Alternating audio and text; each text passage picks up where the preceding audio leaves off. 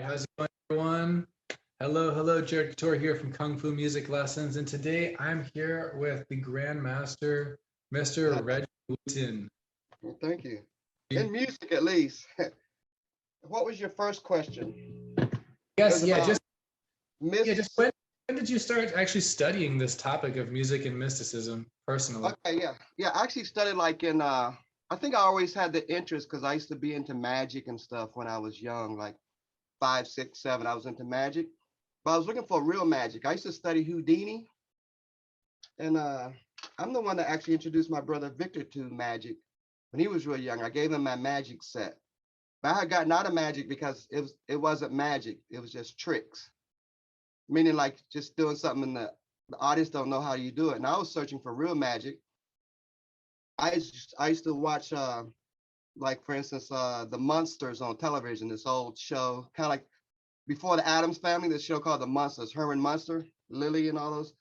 And Grandpa, he was my favorite character because he could turn into a bat. He could do all these occult things. He wore his cape all the time with the hood, like Dracula, all the time. He was always in focus, and that kind of that's very fascinating. I don't know why, but it's very fascinating to me. And so, but then I wanted to do real magic. I bought magic sets, and just looking at the back of comic books, you could get magic things. I was always into James Bond and stuff like that, like his spyware and stuff like that.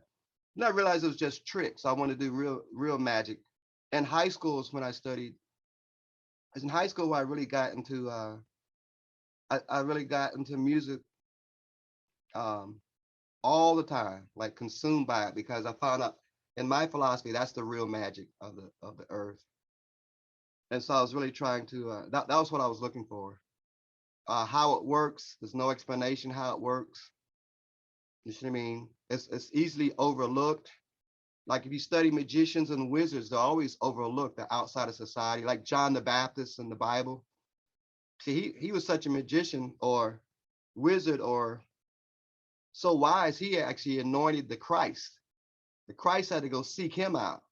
And that's how he got his knowledge and power. That's how Jesus became Jesus from this guy, the wizard in the woods.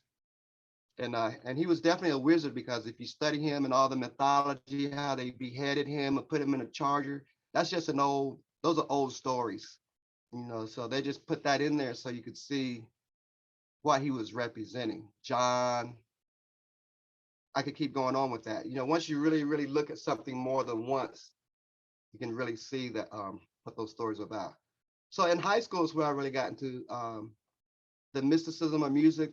And the first thing I did was I got into the symbols of music. So when I was in high school, mainly like 11th grade, I wanted to know what every symbol in music meant.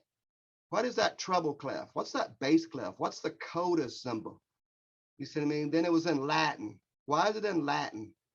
Allegro and finale. You see what I mean? It's Italian or Latin, English. What is this? You see what I mean? So I want to know everything. And that just kept leading down a deeper path, seeing what the symbols meant, the roots of the symbols, things like that. And that alone. And then there was a lot of questions in music that teachers don't have today, even in the highest colleges. You ask them a question, what's a tritone? Why is it called diatonic scale when it's just monophonic scale? Why is it called diatonic? Why is it called a tritone when it's only two tones, the third and the seventh? So I don't know any school that has a definition for that now. You see what I mean? So that really intrigued me that some questions were taboo. So that related to even like going to church. I play in church. My mom was into church a lot. There's a lot of questions in church that are just taboo. You're not supposed to ask. Questions like, for example, why is the devil considered bad? There's no answer. You can't say because he did this, he did that. He didn't do anything. It's basically the laziest guy in the Bible. The only thing, he only did one thing, and that is, where he touched Job, and God had to make him do that. They had to have two meetings. They called the first meeting with the sons of God. The devil didn't show up. Second meeting, the devil shows up. And because he's got the power, God tells him what to do. We don't hear one word from the devil. So what I'm saying is there's so many taboo questions. You see what I mean? And this gets into religion. A lot of times in religion, it's do what I say, don't think about it. So I started realizing music and sciences was the same way. Same thing with an atom. You do an atom, which I got, the triad. The triad. You see me? They started getting to this three concept, the triad. When a chord is, they say in classical, they say, which means a class. It doesn't mean the whole thing. It just means a certain class. They said a chord is 3 notes, 1, 3, and the 5. And if you want to have a complete chord, you have 1, 3, 5, 1. But a chord is 4 notes. You have to have 4 notes before it's complete. You see me? Anytime you have a family, or if you're gonna catch a lion, you gotta attack north, east, south, and west. If you leave one arm open or one leg open, you're gone. So that's bass, tenor, alto, soprano, north, east, south, west. You can't have one open. But they started teaching this concept of the Father, Son, Holy Ghost, positive, negative, neutral. When there's 2 neutrals, you just can't have one. In other words, if you have a family, a complete atomic family, right? You have a daddy, you have a mama, which is the female, then you have the son, then you got to have a daughter, and then everything after that is a repeat. So I had to figure out, well, why did they start doing this triad thing? You see what I mean? Everything is in 3, so that maybe they're hiding something. You see what I mean? Maybe that's why the devil is considered bad. Maybe that's the secret link.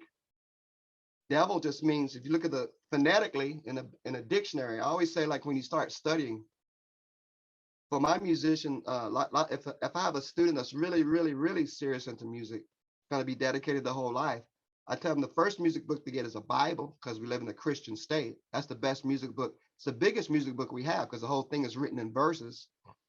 There's a musical verses, just that they left the notes out. You got to put them back in, like John Coltrane did so many times, following the masses. And then the second thing is a dictionary, so we can look at a word and just see what's around it. So you look at the word devil, who's supposed to be bad, but dictionary means to deveil, take the veil off, which is what he did with Eve in the Bible. He explained everything to Eve, then she became evil. A veil. A veil means to practice. You get underneath the cloak, and that's why all the wizards, I mentioned earlier, all the superheroes have veils, right? And so once you start studying all the stories, you find out everybody goes into some type of tomb or a veil or a shed, like the Jedi Knights, the Jedi Knights. They're practicing all the time with their lifesavers, whatever they are. So anyway, but I just got to that just from studying. I started out with the symbols, like in the 11th grade. I needed to know what they meant, and then it just kept going from there.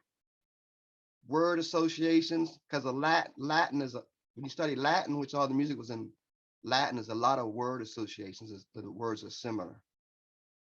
Okay. So anyway, that's kind of the long answer to that question. How did I get into it? Was mainly from the symbols, and just wanting to know what the symbols and the lines, the 5 lines, the keys. I wanted to know why the sharps and flats were shaped like that. You see me? Who made those shapes up? Everything. So that's what I did.